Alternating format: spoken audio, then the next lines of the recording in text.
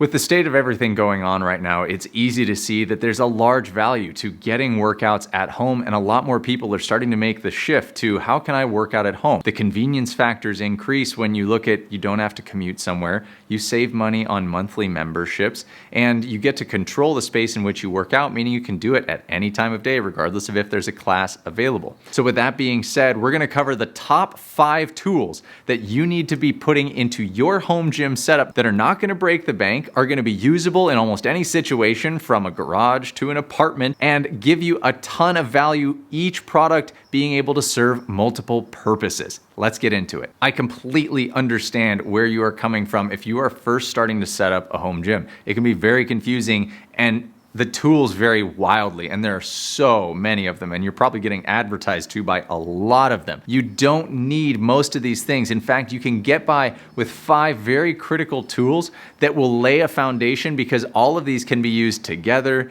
can be used in different ways to support lower body, upper body, push, pull, all of these different movements, and these select few tools are gonna be very valuable for you. I just wanna put a small asterisk on the majority of the equipment that you see behind me has been purchased used. I purchase most of my equipment on either Facebook Marketplace or Craigslist because weight is weight. It weighs the same whether it's new or used, and I think you can find a ton of value with used equipment. So I just wanna make a note to that because I have put the majority of my gym together, taking my time and finding the tools that are right for me when the time is right. So with that being said, let's get into the 5 tools. All right, tool number 1 that is an absolute must-have for whatever setup you decide to do is a range of bands. You can see I've got everything from the yellow to the red, purple, black, green. It just gets heavier as the bands gets thicker. But a setup like this, now I have 2 sets of bands, you only need 1.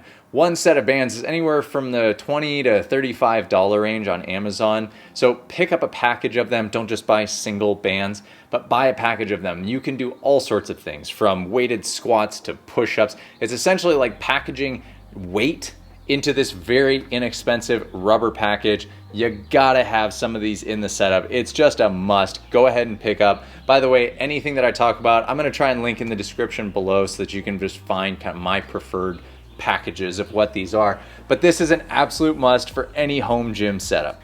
Next up in the list, dumbbells. At a minimum, 1. You can get so much done with the dumbbell, from again weighted squats, pressing of any kind with the arms, curls, extensions, hip hinging movements. This is a good just blanket weight to own. Obviously, the higher the range that you give yourself, as in like if you can buy a 25 up to a 55 or a 5 up to a 35, that gives you a little bit more variability there. But often picking a dumbbell that you know is a good middle ground for you is just a single great purchase. So you can pick up a single dumbbell. That's a great place to start in your setup. And again, so much can be done with it. I also want to make sure to mention, pick up something that is a rubber coated hex head. Any of these metal coverings, you're gonna need to make sure you have a really solid cushioned floor if you're gonna be doing anything with them. I would love to replace all of these metal dumbbells with all of the rubber coated hex head dumbbells. In my opinion, this is probably the best type that you can buy. And again, try to pick up a used version. You will save a ton of money. Lots of people are probably selling them. Whatever you do, don't pay more than the market price on these things. I know that's happening right now in crazy public marketplaces like Facebook Marketplace, with people trying to just hawk these things. Just if you can find a good deal on a used one, great. Otherwise, just pick up some single dumbbells. If you want to have a pair, that's fantastic as well. Again, this is scalable based on your budget and your space, but as far as usable tools, the dumbbell is just an absolute kicker for me. Definitely suggest picking up these. Next up is gonna be just a good old-fashioned yoga mat.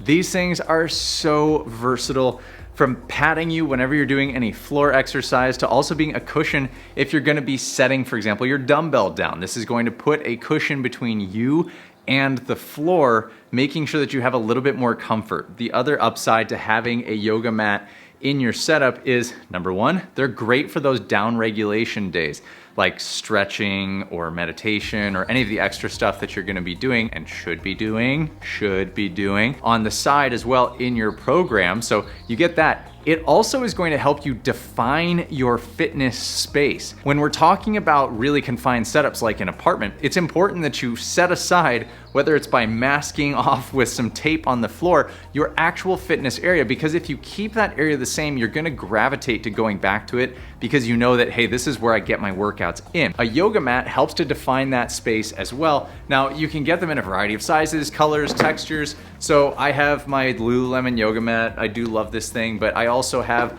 a cheapo $20 yoga mat from Amazon, which works just as well and serves whatever purpose you need. So you can, again, go the range on price on this one, but I would encourage, have a yoga mat. It's a great place to put under, a good piece to put underneath you when you're on the floor, as well as it's gonna serve a variety of functions, from cushioning things when you're setting them down on the floor to giving you a defined space. Also, staying in the vein of how you're actually going to treat your body, add a foam roller to this setup. These things are so good for you. Now, are there tons of other tools out there that cost way more? Absolutely. Now, this is a TP therapy roller. Do you need this? No. Could you get away with just one of those cheapo blue foam rollers? Absolutely.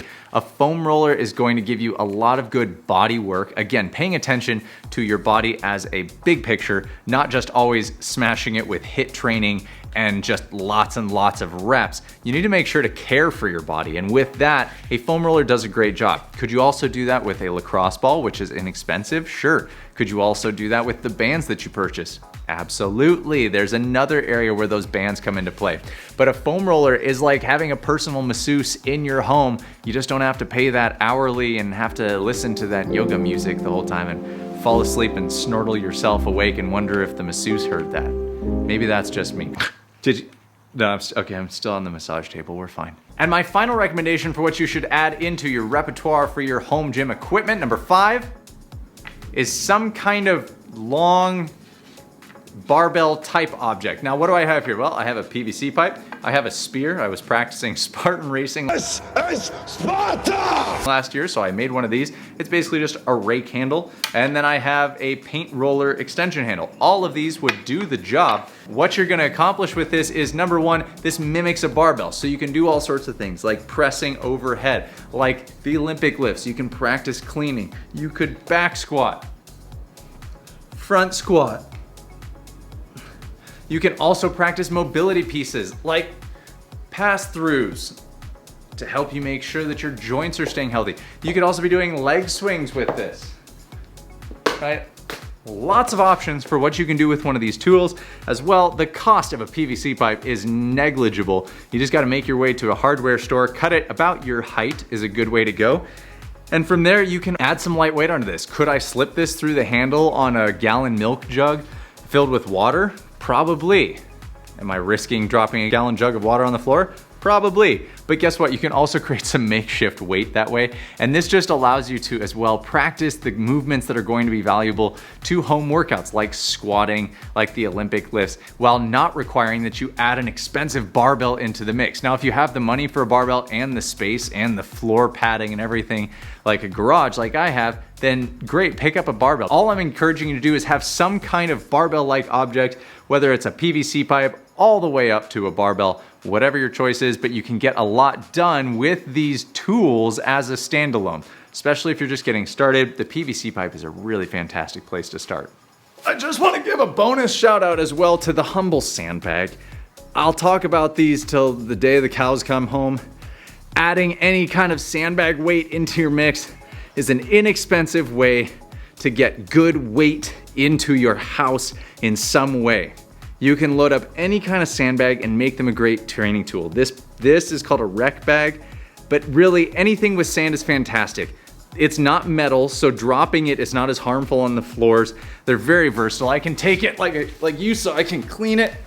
I can put it on my shoulder for runs. I can put it on my back for squats. Lots of things can be done with a sandbag, and they're so much less expensive when it comes to filling them for weight. As well, it's not a fixed weight. You could make this thing as heavy or as light as you want it to be. It just depends on how much sand you have. So day in and day out, you can vary the weight depending on what you need with a sandbag. So that's my bonus tool to add into your mix. If you can find a way to create some kind of a sandbag, whether that's buying an actual fitness sandbag or just going and buying a cheap one from the hardware store, both are gonna work One might work better than the other, but you're still gonna get weight into your house. At the end of the day, I want you to love your home gym and I want you to use it.